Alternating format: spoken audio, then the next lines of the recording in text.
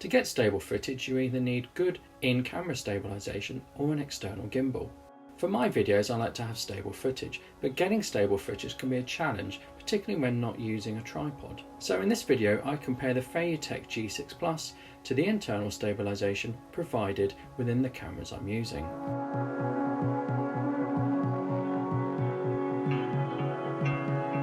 I test this out on a small Canon DSLR, a Sony compact camera and a tough compact Olympus camera. First of all, you have to set the gimbal up and balance it for your specific camera.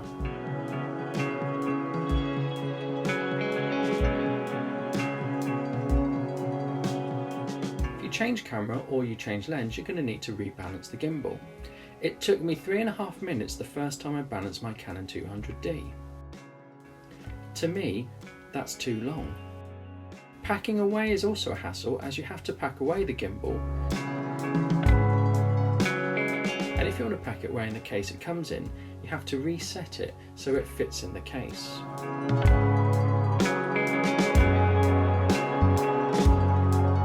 In-camera stabilisation is improving all the time.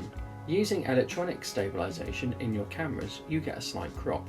The Sony HVX90 has 3 levels of stabilisation, and you can see the crop when you go to the most stable version. For many of my videos, I've been using a GoPro Hero 7 Black to capture stable footage, but the footage I get from my GoPro Hero 7 Black does not look as nice as the footage I get from my smaller cameras or my DSLRs.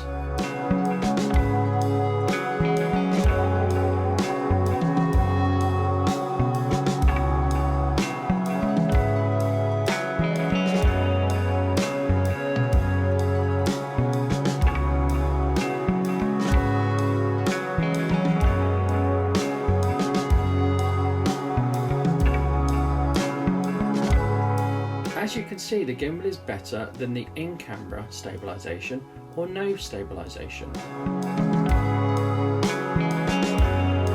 What have I decided after using the Videotech G6 Plus? I've actually decided it's not worth it. I have the vlog pocket, I have a GoPro Hero 7 Black, I can just put my smartphone in the vlog pocket without needing to balance it.